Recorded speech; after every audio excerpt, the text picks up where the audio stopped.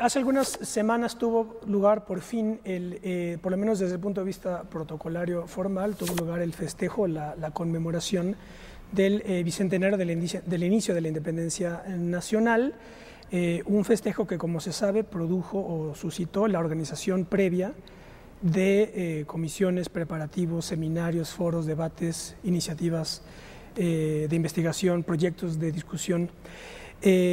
Y el programa que vamos a tener el día de hoy lo dedicaremos a hacer un balance, quizá el último balance, por lo menos en este año, del Bicentenario, ya a la luz tanto del festejo como de todas esas iniciativas que tuvieron lugar. Quédese con nosotros, esto es Plaza de Armas.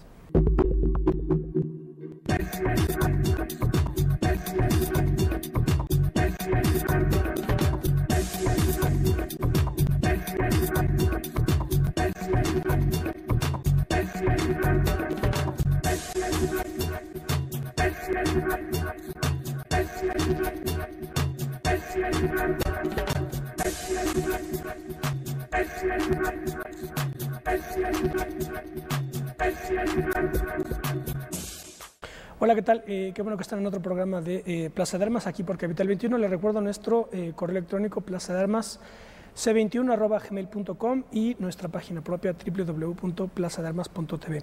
Bueno, falta todavía que tenga lugar en noviembre la celebración del Centenario de la Revolución. En la introducción me referí sobre todo a lo que tiene que ver con el Bicentenario, pero digamos ya estamos a unas semanas de que tenga también lugar la celebración del Centenario de la Revolución, pero vamos en todo caso a dedicar este programa a hacer el balance de las actividades que han tenido lugar desde muchísimos frentes de muy variada calidad intelectual, dirigida a amplitud y variedad de públicos, desde la iniciativa privada, iniciativas institucionales, académicas, internacionales. Así que bueno, intentaremos hacer un balance de ello para ver bueno, qué se puede decir al respecto. Para este programa tengo el gusto de saludar a Silvia Rábago. Hola, Silvia. Hola, gracias. A Rodrigo Moreno, quien ya nos ha acompañado en otros programas. Hola, Rodrigo. ¿Qué tal, Ismael? Y Alfredo Ruiz Islas.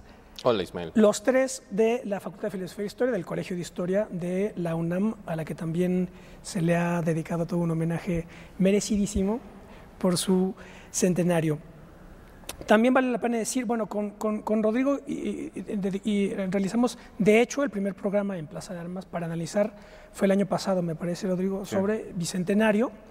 Y tanto Rodrigo como Alfredo participaron en una iniciativa de la que hablaremos ahora también, que es la iniciativa de Discutamos México 2010, que es la que organizó la Comisión Federal, ¿verdad?, del Bicentenario. Pues es una de las pocas iniciativas producidas no tanto por la Comisión, sino directamente por el gobierno federal a través de Conaculta. A través de Conaculta. Entonces sí tuvo cierta autonomía con respecto a la Comisión del Bicentenario y del Centenario y me parece interesante ver los resultados. Todavía está corriendo al aire. No han terminado los programas. No ha terminado, pero lo que ya terminó es la parte propiamente histórica de Discutamos México. Entonces quizá también podríamos comenzar a hacer un balance desde nuestro particular punto de vista sobre los resultados y las virtudes de una iniciativa como esta, también quizás los vicios, ¿no? Claro. ¿En cuál participaste tú? Yo estuve en el programa de Consumación de la Independencia de Iturbide, moderado por la doctora Guedea. ¿Y tú, Alfredo? Yo no estuve. No, pero pensé que ibas a participar. No, estuvimos antes de eso en lo que fue el primer esfuerzo grande que se dio en torno al Bicentenario, la conmemoración, tanto Rodrigo como yo, estuvimos en el Congreso Internacional sobre las Revoluciones de México, que se celebró en Morelia y que tuvo la pésima fortuna de celebrarse 8 días después de los bombazos aquellos desafortunados. Y entonces le daba un aire especialmente dramático al evento, sí, o sea, Morelia sola y todo. Y a eso se sumó el hecho de que, bueno, fue un esfuerzo interesante como propuesta, pero a final de cuentas no llegó a ningún lado porque estaba todo pegado, todo mezclado, y además era lo primero que se hacía. O sea, estábamos a 200 años del inicio de todo esto, de lo del 1808, y entonces era, bueno, pues hablen ustedes y hablen aquellos y que hable todo mundo y que vengan de todas partes. Y por ahí empezaron, me parece, a afilarse las propuestas ya para lo que vendría después, ¿no? Lo que ha pasado en 2009, que prácticamente pasó muy poco, y este año que ha sido una saturación terrible. ¿Qué balance podríamos hacer inicial de las iniciativas que hubo, a juicio suyo? Pues yo creo que, por ejemplo, este programa de Discutamos México fue una muy buena idea para tratar de llevar a otro público todas estas cuestiones que muchas veces se quedan de la academia para la academia.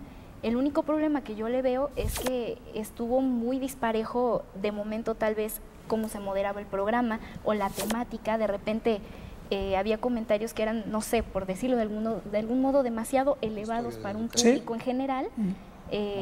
Tuve oportunidad de verlo con gente que no son historiadores, que no entendían la mitad de lo que se estaba hablando en el programa, y hubo otros que estuvieron mucho más equilibrados, donde hubo más oportunidad de discutir, de debatir tal vez, y se quedó tal vez más claro el tema del que se estaba tratando. Yo escuché comentarios que veían un consenso demasiado cándido, digamos, entre los que participaban. No, tú, Rodrigo, no sé, tú que estuviste ahí en una de las mesas, ¿se discutió realmente o más bien fue...? Yo creo que no hubo debate, en gran medida porque las mesas, gran parte de las mesas, estaban conformadas por los propios moderadores. Entonces, se sobreentendía que se partía de un consenso historiográfico de base, por lo menos, ¿no? Hubiera sido quizás más recomendable contraponer o contrarrestar puntos de vista. De cualquier manera, creo que el resultado fue disparejo, ¿no? Por lo menos si hablamos de los programas de contenido estrictamente histórico de Discutamos México, no sé, yo tengo la misma impresión que Silvia, es decir, faltó una línea que abiertamente nos dijera qué es lo que se está intentando con estos programas, es decir, sí discutir o sí difundir. Y creo que hizo falta un poco de las dos cosas. Algunos programas daban mayor pie a la discusión y en esa misma medida se alejaban de cierto público, porque las discusiones podían tener un matiz claramente académico, ¿no? Casi de aula o de congreso. Y en otros programas había que explicar, casi en tono de salón, explicar el contenido histórico de los procesos o de los personajes, y en esa medida la discusión se diluía. Entonces creo que haber claramente dicho desde un principio cuál era la intención y el objetivo del programa, habría focalizado muy claramente un público, ¿no? y habría dejado con mayor claridad las virtudes, ¿no? Y los propósitos y los objetivos. En fin, creo que esa es una crítica, pero me parece de cualquier manera que es como un paquete muy amplio de programas que dejaron un buen suelo de discusión, ¿no? Que creo que sí acercaron a un público que en general no está relacionado con el medio académico, acercaron a un público las discusiones, los contenidos, los avances, y me parece que dan una noción clara de este mundo, ¿no? De hecho, todo esto está en internet, ¿verdad? Todo, sí. La página es www.discutamosmexico.com y ahí me imagino que se quedarán bastante tiempo todos los programas, ¿no? Que como dicen no ha terminado. ¿A ti qué te parecieron los...? Creo que hay varios problemas con Discutamos México. El primero es lo que han dicho y que me parece a mí que se hubiera necesitado, por principio, definir qué es discutir. ¿En qué sentido se está hablando de discutir? Porque era discutamos, pero a veces era como platiquemos, a veces como formemos grandes consensos. No sé, tendría que haber sido algo ahí muy bien puesto. Lo que dice Rodrigo es muy importante. En el momento en el que todo esto se va hacia el nivel de la discusión, pierde al público. Pero no necesariamente lo pierde porque el lenguaje se eleve. Me parece que lo pierde a veces porque la gente estaba esperando como esta gran posibilidad de entender de qué iba la cosa con el festejo, dónde estamos situados hoy en día, hacia dónde se dirige tal vez el país, pensando en estas posibilidades de futurismo que alguna gente le asigna a la historia.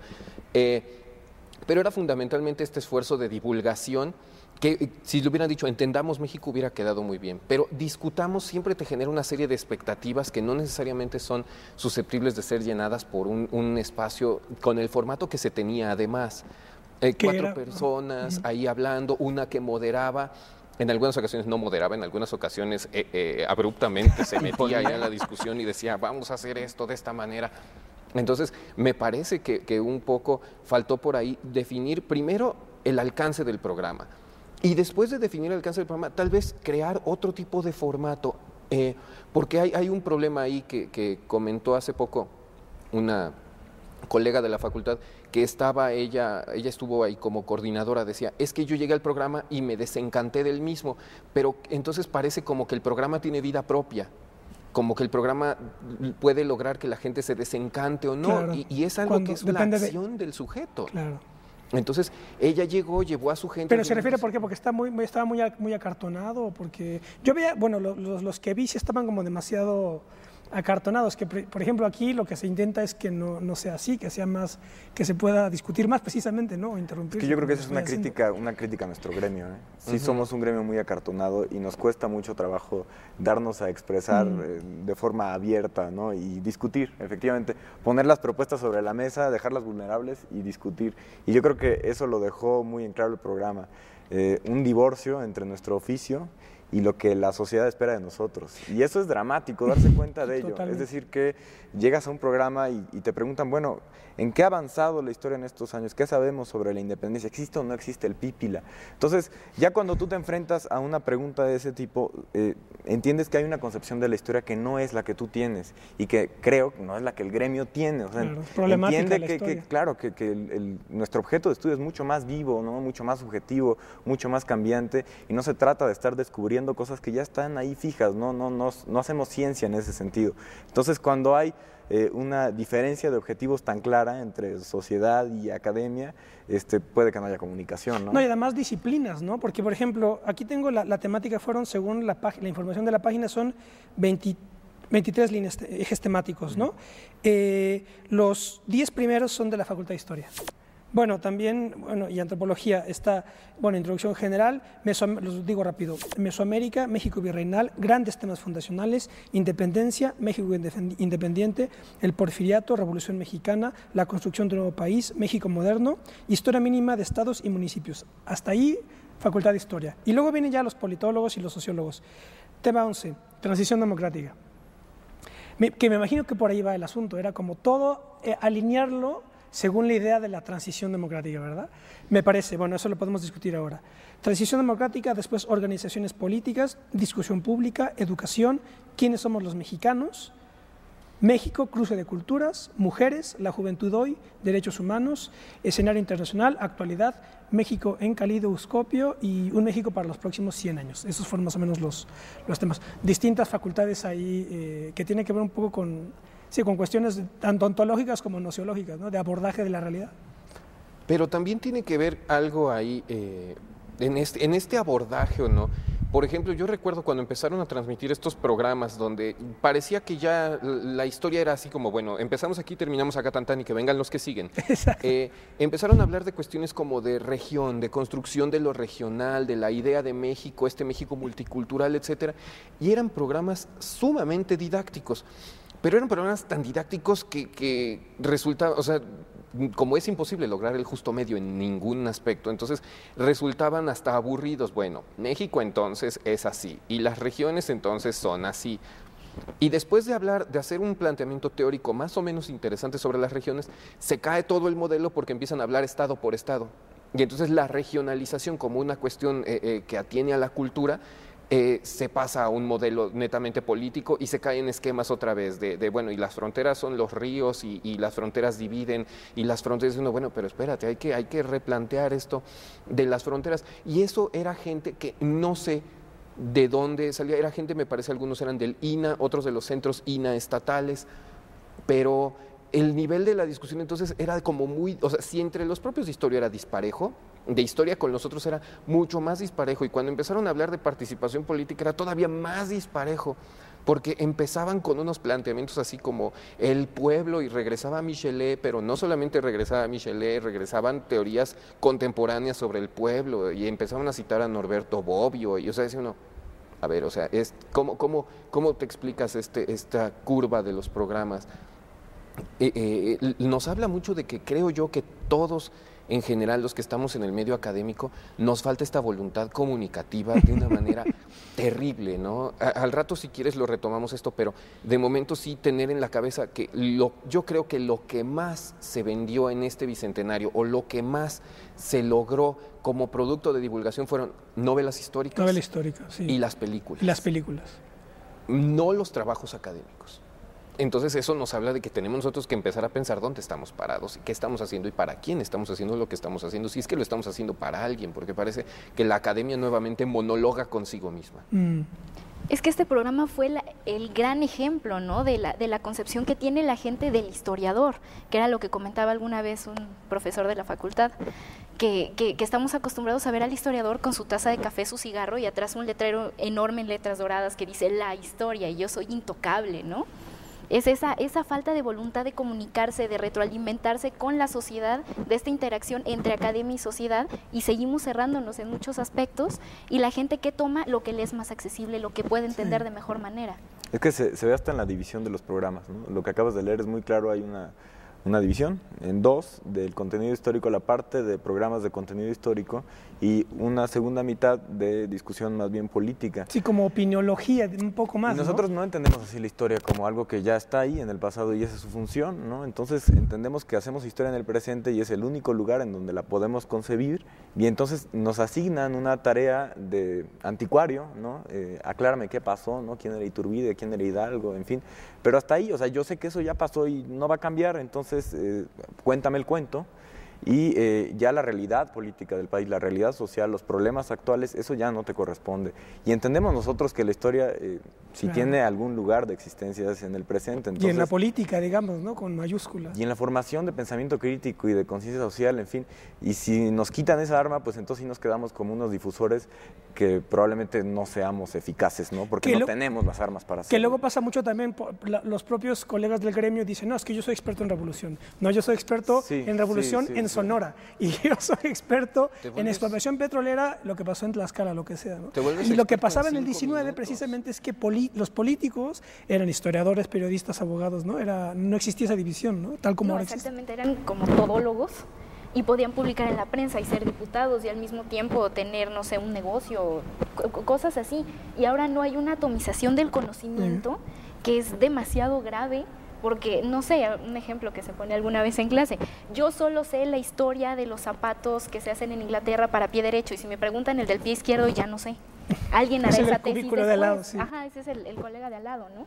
Que se entiende, la hiperespecialización tiene una razón de ser, ¿no? Somos ya demasiados historiadores profesionales y entonces pues tú tienes que saber más que todos de algo y ser capaz de explicar ese algo. Claro. Pero eso ha tenido el vicio tremendo de impedir el diálogo. O sea, si somos historiadores, el chiste, nuestro servicio a la sociedad es la forma en la que pensamos, no tanto lo que sabemos sobre una cosa. Entonces, si lo que importa es la forma como pensamos, podemos hablar prácticamente de lo que sea, pero sí somos nosotros mismos los que hemos negado, los que hemos puesto estas barreras casi de estancos, compartimentos entre los temas históricos, cuando no nos damos cuenta de que los grandes historiadores de la segunda mitad del siglo pasado, Ernesto de la Torre, en fin, eran capaces de abordar una gran cantidad de temas porque eran muy curiosos, era gente que tenía una capacidad de pensamiento y de imaginación tremenda. Y ahora, bueno, las artes del oficio nos han obligado a quedarnos con una sola cosa y entonces pareciera que estamos impedidos a hablar de lo demás. ¿Y no es esto un problema que, digamos, que atañe ya más, digamos, a las instituciones académicas? Es decir, ¿no es de algún modo inevitable que se burocratice de alguna manera? Sí, no, fíjate, hay dos cosas aquí muy interesantes, ¿no? Y sobre todo ahora que mencionaste a Ernesto de la Torre. Yo me acuerdo que en el seminario de posgrado de Ernesto de la Torre éramos 14 personas que teníamos temas totalmente dispares. Había alguien que hablaba de las relaciones entre la música veracruzana con la música cubana y la música venezolana. Había otro que tenía cuestiones sobre relaciones transpacíficas de la Nueva España. Había otra muchacha que hablaba sobre la impresión de partituras en el siglo XVIII y la forma en la que se profesionaliza el método para poner de una manera clara los pentagramas. Estaba mi tema, que era colonización de la Nueva España en la parte septentrional. Había. Y Ernesto de la Torre a todos nos daba una opinión inteligente, a todos nos orientaba, de todo sabía. O sea, lo dijo muy claro una amiga cuando muere Ernesto de la Torre, dice, para mí se ha muerto el último gran historiador erudito de este país. Lo que hemos hecho ahora nosotros es un poco, como lo que decía Rodrigo, necesitamos ser el que sabe más, pero necesitamos ser el que sabe más no porque realmente lo necesitemos, sino necesitamos ser el que sabe más porque de esa manera te aseguras un nicho dentro del espacio académico. Y legítimamente, entonces, por otro lado. Sí, legítimamente, pero eso es lo que te reporta que posibilidad de acceder a un ingreso más o menos, o sea, de bien comer, haciendo aquello para lo que estudiaste, acceder a una serie de estímulos, a una producción que sea marcadamente distinta de la de los otros, o que tenga sus puntos de contacto, pero esos puntos de contacto a veces son mínimos o nulos o más o menos. ¿No? Exactamente, se construyen desde afuera. Pero ¿cuál es el problema de todo esto? El problema de todo esto también está anclado en las instancias que norman la producción del conocimiento científico. 2 amigos míos acaban de ser votados del CONACYT porque ellos hacen historia que no es científica según el CONACYT. ¿Qué hacen? Ellos hacen historia oral. Y es gente que produce un montón de cosas y un montón de cosas distintas. O sea, no están ordeñando a la misma vaca todos los años.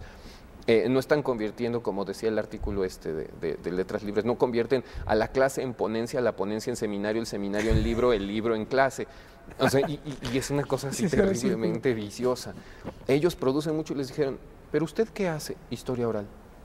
¿Y eso qué es? O sea, eso no es científico. Haga otra cosa fuera. Y les dieron el patadón y lo sacaron del Sistema Nacional de Investigadores. Entonces, todo está forzado por una serie de condiciones del medio. Y además con algo que, con esto de momento me gustaría cerrar. Cuando se dice, es que el historiador me tiene que aclarar lo típico, ¿no? Que vas en la calle, ¿tú que eres historiador? Ah, ¿cuántos botones tenía la levita de Benito Juárez? ¿No? Dices, pues, ¿qué me importa? Claro.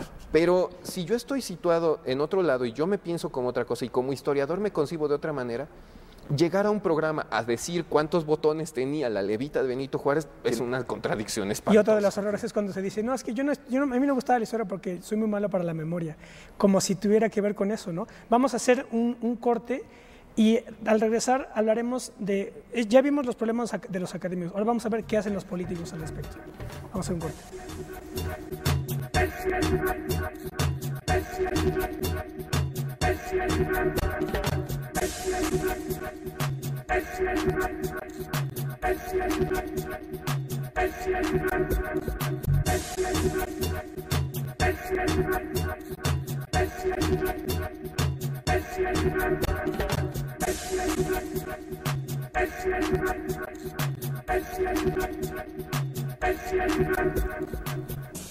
Bueno, ya estamos de vuelta, esto es Plaza de Armas. Estamos conversando con Silvia Rábago, Rodrigo Moreno y Alfredo Ruiz sobre lo que se produjo con motivo del Bicentenario desde la academia, qué hicieron los políticos y qué están haciendo, de qué se está haciendo desde la política, digamos, y cuáles son los problemas de que haya o no una buena relación entre uno y lo otro. Pero bueno, nos quedamos investigación académica, seminarios, difusión, ¿cómo podemos continuar? Habría que organizarlo un poco a partir de estas grandes líneas que acabas de presentar, ¿no? La forma en la que la academia lo abordó me parece que es una forma a veces muy entusiasta, pero la gente no lo sabe recibir. Estamos divorciados de la gente no, yo no voy a leer eso. Y tendría uno que entender por qué. Si es el lenguaje, si es la forma, si son las preconcepciones mismas de la gente en torno a la historia o qué es lo que está pasando. Pero habitualmente los libros de historia los leemos historiadores, o sea, nos leemos entre nosotros y a partir de eso tratamos de generar nuevo conocimiento, pero es conocimiento nuevo que se queda otra vez entre nosotros. Entonces como que hay una bolsa inmensa de conocimiento dentro del medio académico, que ahora con esto del Bicentenario hubo oportunidad de explorar nuevas versiones, de traer a la memoria versiones viejas para ponerlas a juicio o para volverlas a exponer tal cuales. Y de eso, lo que llegó hacia afuera me parece que es muy poco. No sé la impresión que tengan, pero a mí me parece que es Hubo un producto, una medio interesante que fue el presidente de las revistas Bicentenario, la del Mora y 20 días. No, bueno, 20 días es un formato más grande, más costoso, igualmente de mucha calidad, pero yo creo que Bicentenario era un trabajo bastante accesible, ¿no les? Yo creo que también es un muy buen que se mantiene, ¿no? El proyecto. Sí, se mantiene, continuará, sí.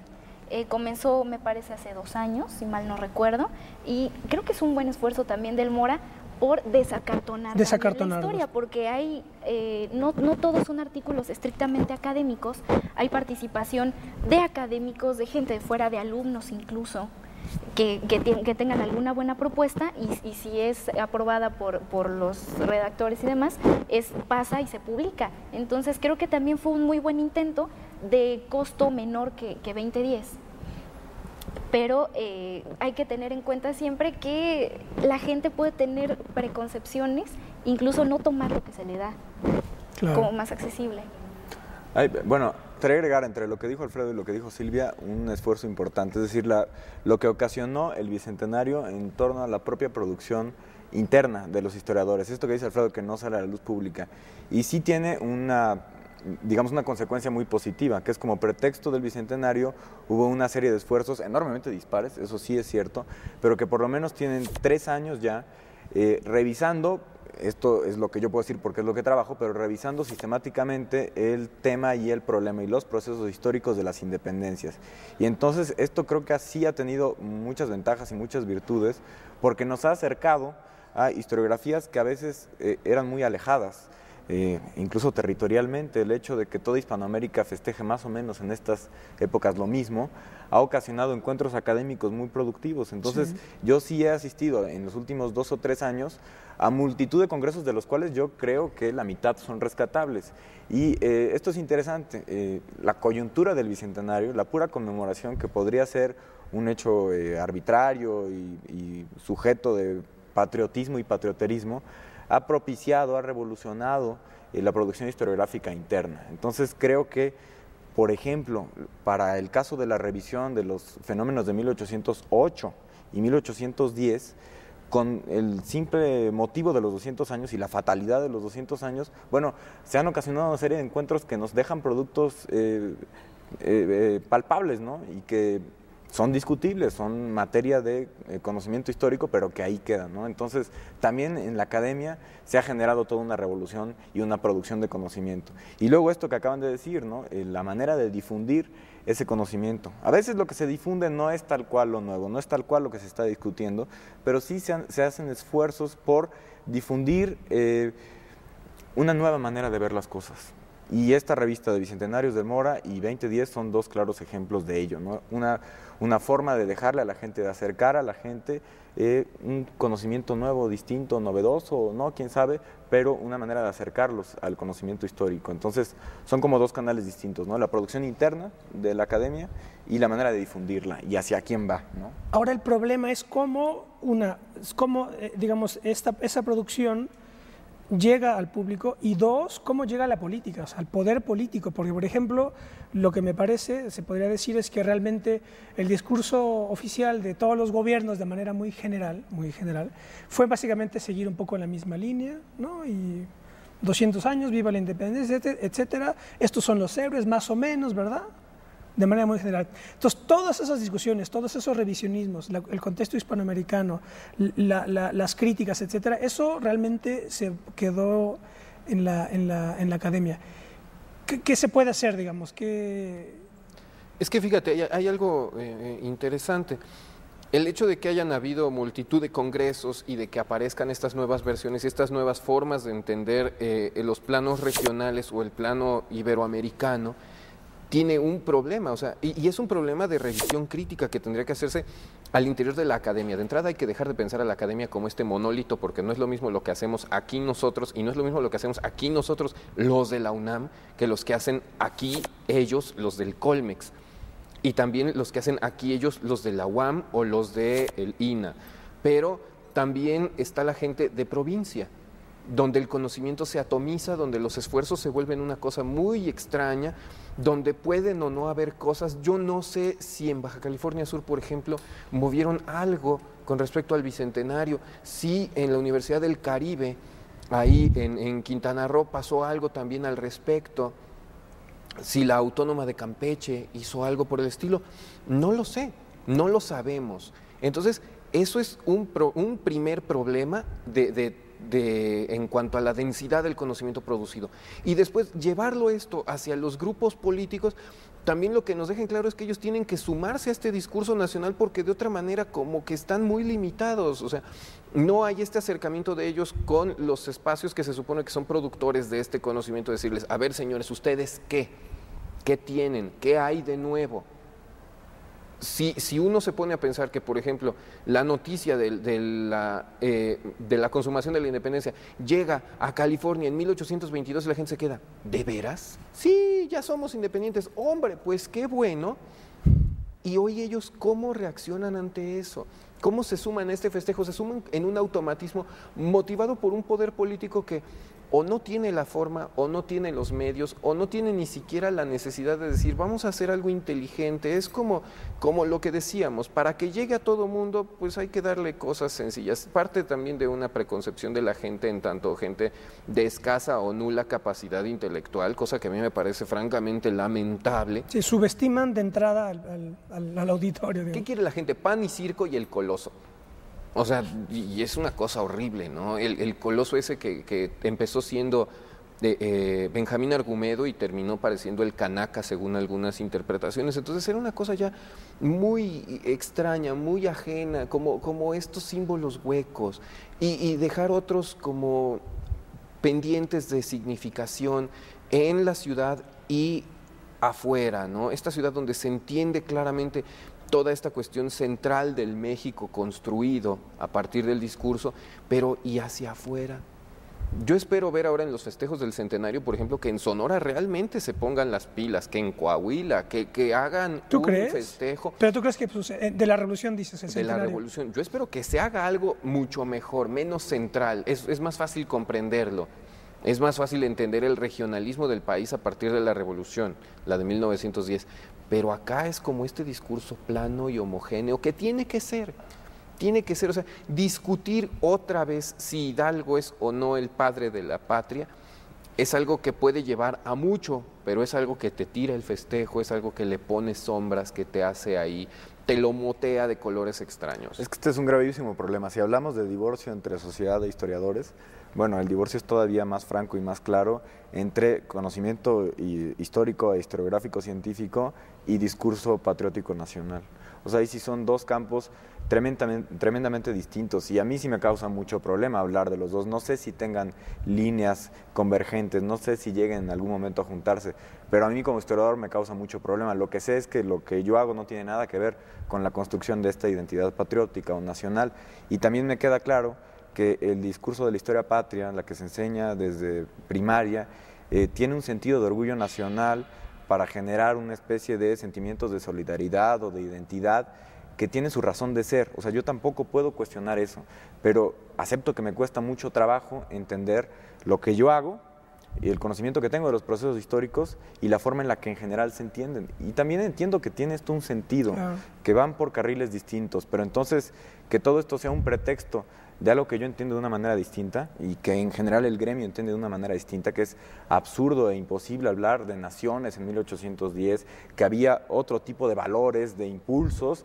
en ese momento, bueno, y que ahora se diga que hay que recuperar los valores o que hay que entender el origen de la nación o que el México milenario. Bueno, a mí son cosas que me resultan enormemente contraproducentes y contradictorias, pero sé que son carriles distintos. Bueno, ¿no? pero habría que decir aquí, hay una separación entre la historia y la política, pero por ejemplo, sí existen conexiones entre otras para movernos en el terreno de las facultades. Sí hay relación entre la facultad, por ejemplo, de ciencias sociales o la de antropología, por ejemplo, vía indigenismo, que sí se meten en los discursos políticos, me parece. O sea, sí hay conexión con otros gremios, digamos, o con bueno, otros, que son más combativas, sí. que son más combativas. De entrada, bueno, el antropólogo sí, claro, porque él sabe que trabaja con seres vivos, ¿no? Y que ese es su objeto de estudio, presentes, me refiero. Y nosotros, en tanto historiadores, sabemos que lo que trabajamos no es que sea con seres muertos, sino con documentos, ¿no? Claro. Y con hechos pasados. Entonces, en esa medida ya existe una diferencia notable. Pero creo que también nosotros somos muy reacios al diálogo interdisciplinario, ¿no? Y entonces pareciera que no hay tanta discusión entre la historia y la sociología y la antropología y la arqueología. No, hay un conflicto total, a mi juicio hay un conflicto total entre historia y antropología, es total. Sí, sobre todo en la medida en la que se plantea que la historia tiene que buscar el suelo específico de las enunciaciones, el espacio concreto del significado, y el antropólogo va tomando de aquí, de acá, de acá, de acá, para montar un aparato explicativo que él considera amplio, válido y suficiente.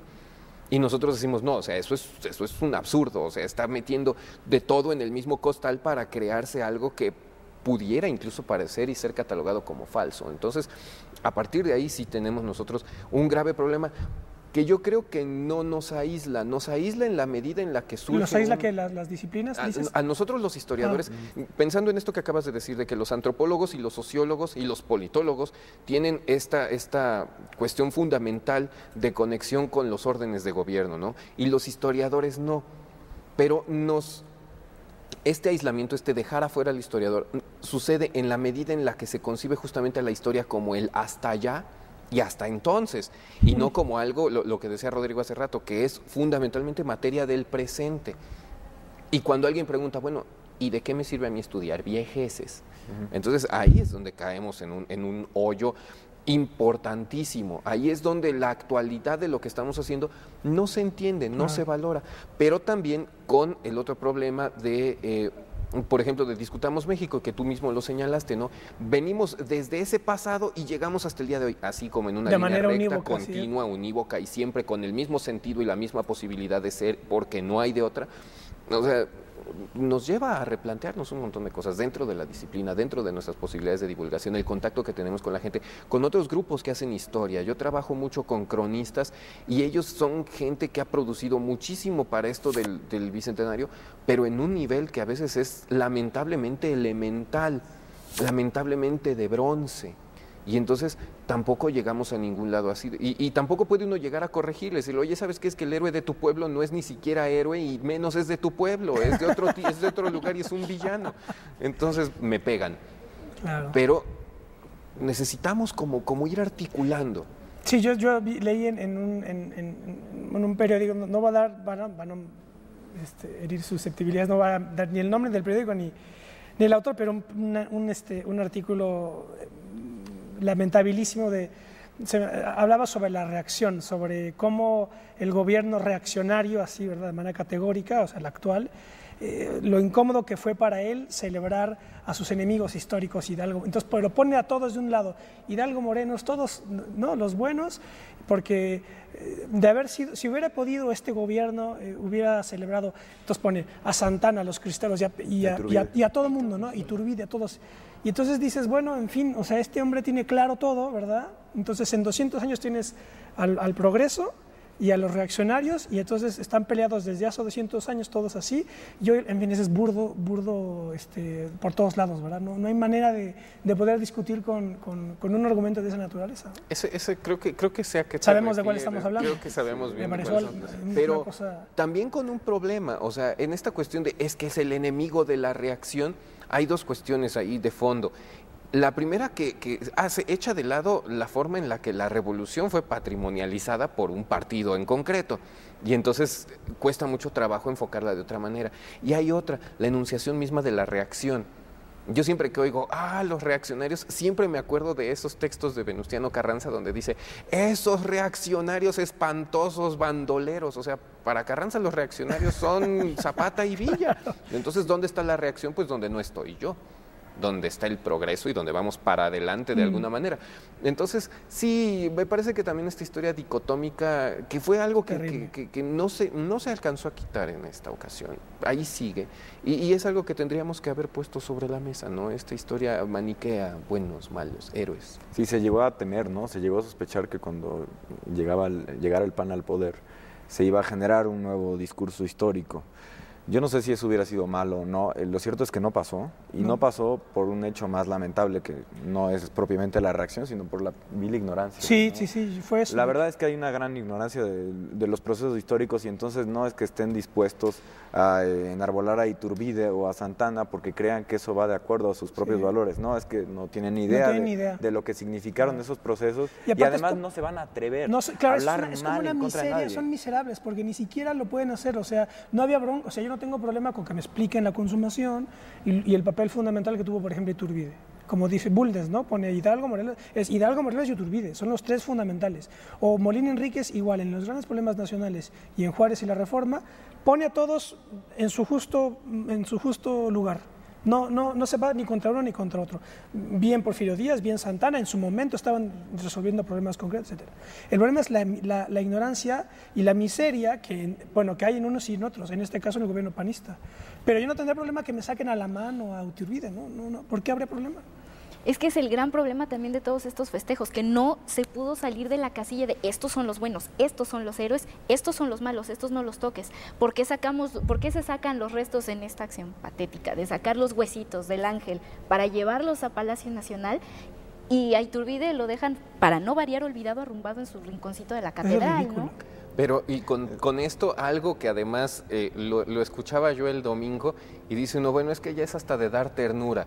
A Iturbide lo dejaron abandonado, a Iturbide ni quien le tirara un lazo. Y para echarle sal a la llaga, ¿quién es el único que se acuerda de Iturbide? El arzobispo. Aquí está Iturbide y aquí lo tenemos. Hubo misa, Hubo sí, misa exacto. El día 26, la misa y cantaron el himno guadalupano y demás. Y hubo una exaltación muy interesante a Iturbide por lo que se festejaba el lunes. Pero dice uno, bueno, si existe gente con esta miseria intelectual y conceptual que, Iturbide es un malvado, ya ves, solo la iglesia es la única que... Es terrible. Ahora, el problema no es Iturbide, ¿no? El problema son los héroes. O sea, el problema es este discurso de historia oficial, claro, la figura que del héroe no puede prescindir del héroe, ¿no? Y insisto que eso me causa problema a mí. Entiendo que esto tiene un sentido en el civismo más bien, ¿no? En la formación del ciudadano y en la exaltación de ciertos valores. Pero cuando uno ve los procesos, el papel del héroe, la figura del héroe es absolutamente prescindible, ¿no? Es contraproducente por completo para entender el proceso histórico. Bueno, vamos a hacer un corte más y regresamos en un minuto. No se vayan.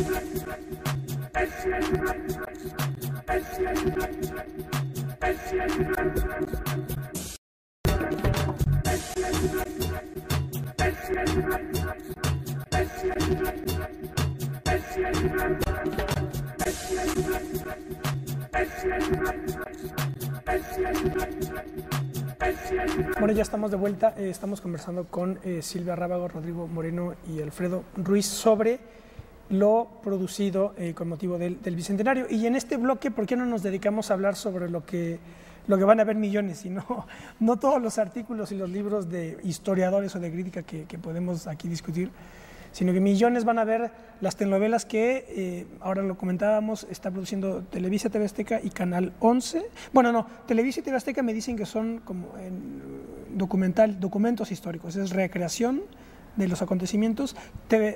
Canal 11 tiene una telenovela y luego está todas las novelas históricas, ¿no? Impresas, y luego las llevadas al cine, ¿no? Hay varias películas sobre Hidalgo.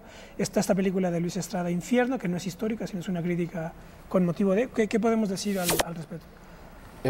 Hay que empezar por algún lado, ¿no? Y me parece que podríamos ir de lo más conocido a lo menos, ¿no? Empezar por la televisión y pensar en la forma, nada más, yo hago un apunte así breve, pensar en la forma en la que la televisión nuevamente te lleva la realidad a tu casa, así vendida como la realidad transparente, además, es la realidad sin locutor, ¿no? Este carácter de la televisión que es el locutor transparente que sabe que está diciendo cosas que quiere decir, pero que dice, no, es la realidad así como va. Y que se presta a un sinnúmero de abusos, ¿no? La telenovela esta de Televisa, la de Gritos de Muerte y Libertad, es una cosa, a mi juicio, francamente, con una cantidad de errores impresionante. Y no errores desde el punto de vista que la historia sea una y tengamos que sumarnos a esta sola explicación, sino errores de apreciación, errores de fondo, errores de ambientación, errores, o sea, de verdad que a veces no sabe uno ni por qué aparece la gente que aparece, ni qué está diciendo, ni cómo lo está diciendo. ¿Esto es Gritos de Libertad? ¿Fue sobre Gritos de Muerte y Libertad? ¿Inicio de independencia o fue toda la independencia? Toda la independencia. Fueron, me parece, 15, 16 capítulos o menos, 13 capítulos, uno a cada uno de los episodios. Por hasta cierto, consumación. Podríamos analizar incluso a qué se le atribuyó cada uno de los capítulos, porque no era tal cual serial. Entonces, A mí, además de lo que dice Alfredo, lo que me parece más criticable quizás es que no hubo un esfuerzo por hacer un poco más discutible la historia. Sigue siendo un discurso enormemente lineal del proceso independentista y a mí eso sí me decepcionó, esperaba otras cosas. Hay novedades, sí, por ejemplo, que se le asigne el primer capítulo a 1808, pero luego hay unos productos históricos muy curiosos. Sé que hubo asesoría histórica y es probablemente culpa nuestra en esa asesoría que en ese capítulo de 1808 se hable una y otra vez, los protagonistas, recordemos, los encarnados protagonistas de la historia, se hable de autonomía. Y hay un debate enorme en la historiografía de la independencia sobre el término autonomía. Es una recreación, una creación, una herramienta nuestra de historiador para denominar determinado fenómeno. Pero no estaba ahí en ese momento. Pero la palabra no existía en el momento. Entonces, oír a Primo de Verdad o a Azcárate sobre la autonomía, bueno, sí, a mí sí me causó un conflicto, ¿no? Pero en general lo que encuentro más criticable es esta línea del héroe, que a mí me causa demasiados conflictos. De nuevo vemos a un gran Hidalgo, a un gran Morelos, a un gran Iturbide, en fin, no se hace más contingente el proceso. Y eso hubiera estado muy atractivo para la gente entender que muchísimas cosas pudieron haber pasado, que si algo es fascinante de ese proceso es la enorme creatividad institucional de los protagonistas y hacerle cara a una situación tremendamente inusitada. Y eso yo no lo vi, ¿no? O sea, ya estaba claro desde el primer momento una idea de independencia que por supuesto es de nuestro querido México desde 1808.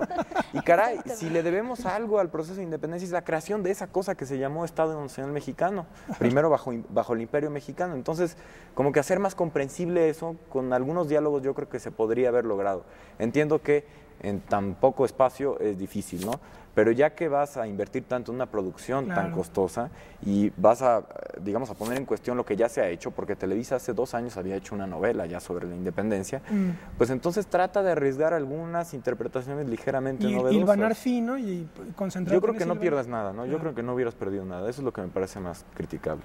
Pensando en el alcance que pudo tener esta serie, cuánta gente lo vio, cuánta gente pudo... Esto ya acabó. Ya se acabó. Ajá. Es lo que comenta Rodrigo, ver otra vez al héroe, a ese Hidalgo de bronce, el venerable anciano, padre de la patria, en un caballo gritando vamos a hacer estallar al mundo. No, o sea, de nuevo es entrar en lo mismo y esa asesoría histórica de veras le echaron por la borda con esa libertad que se tomaron tal vez los escritores de modificar para efectos de televisión. Claro. ¿TV Azteca qué produjo o vieron la de TV Azteca? No, hay otra, estaba en el 28 una sobre Zapata, que es también Zapata, un héroe sin manchas, ¿no? Y la que viene del 11, que es una cosa como muchísimo más de ficción. De ficción, telenovela. Ahora, tenemos novela histórica, libros como tal, hay que... Libros hay un montón de libros que han salido, por lo menos están, y además se han vuelto a presentar, ¿no? Está otra vez vigente el libro de Morelos, de Palou, está el libro de Pobre Patria Mía, también de Palou, que es una novela sobre Porfirio Díaz. ¿Esos qué tal? Bien, en general... No con grandes pretensiones, pero bien contado, bien llevada la ficción y bien presentada, o sea, muy bien definida para el lector atento la cuestión entre lo que es ficción y lo que es el hecho que pasó, así, con todas las comillas que se le pueden poner desde la historia, pero bien hecho. Es que hay que diferenciar, perdón que interrumpa Alfredo, pero hay que diferenciar 2 tipos de novela, la que hicieron historiadores y la que hicieron escritores. Claro. Y entonces el resultado es muy distinto.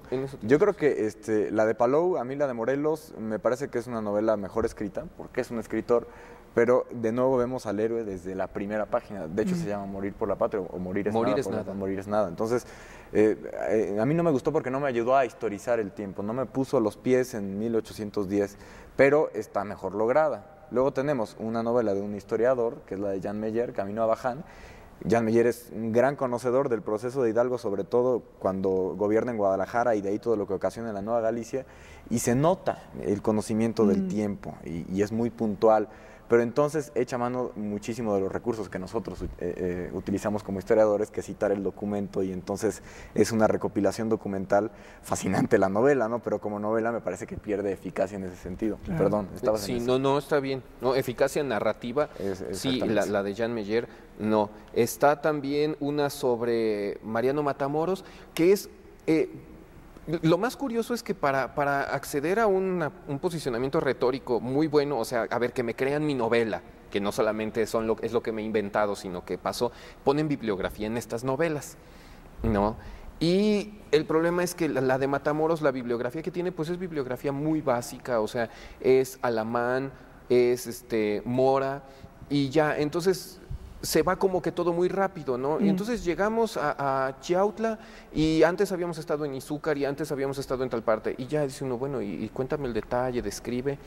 Nada, muy poco. Y la que es una muy buena novela, la de Raquel Huertas Nava, que se llama El Guerrero del Alba, justamente sobre Vicente Guerrero. ¿Agotada, dices? Agotada, yo no la he encontrado ya en ninguna parte y me parece que es un muy buen esfuerzo.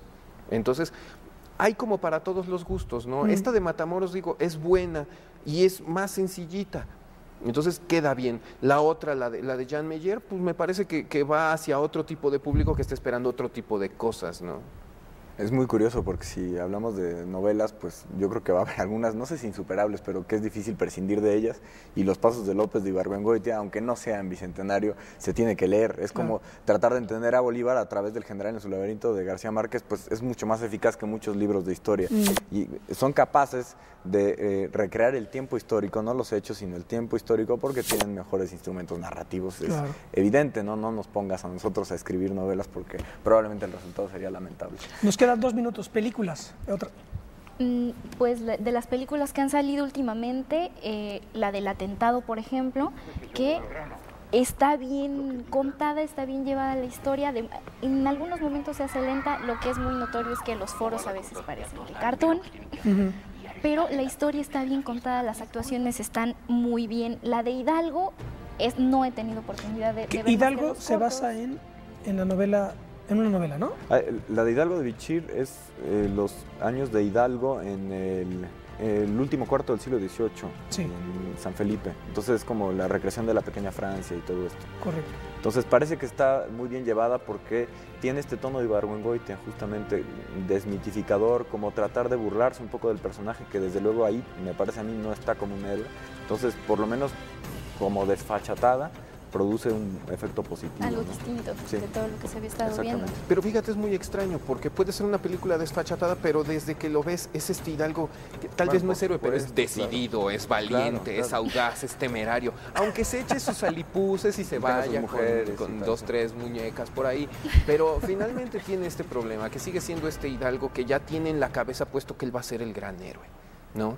Y bueno, si vemos esa otra película, la del Héroes Verdaderos, no hay ni qué decir, ¿no? Pero esto es caricatura. Es caricatura. ¿Esa ya la vieron ustedes? No, todavía no. Pero bueno, sí, los adelantos te lo dejan ver. Y esa viene en 2 o en 3 partes. Héroes Verdaderos. Viene una de la independencia, que es la que está ahorita, va a haber una de la revolución y la otra tal vez sea de la reforma o algo así. Que desde luego lo que va a reforzar es este orgullo patriótico. De ahí sí no esperamos ningún espíritu crítico. No, nada. Y la última que quisiera comentar es esta película de El Infierno, que no es propiamente histórica, es como una crítica desde la actualidad, que pues bien sí critica todos estos problemas del narcotráfico y demás. Lo único que pues no me llena de alguna manera es que es la crítica y no hay una propuesta. Entonces, ¿qué hacemos? Si el país está así, todos estamos buenos para criticar, pero propone algo distinto, ¿no? Que no es labor del cine. Pero no da recursos, no hay salida de ahí. No, porque es el último que se canse que apague la luz, ¿no? Claro. O sea, Exactamente. Es que no la hay. Ese es tema para otro programa. Bueno, no seamos fatalistas, adelante. Bueno, pues se nos fue el tiempo, habría para mucho más. Muchísimas gracias a Alfredo, a Rodrigo y a Silvia. Gracias por habernos acompañado. Gracias. Nos vemos ya en otro programa y nosotros nos vemos la próxima. Hasta pronto.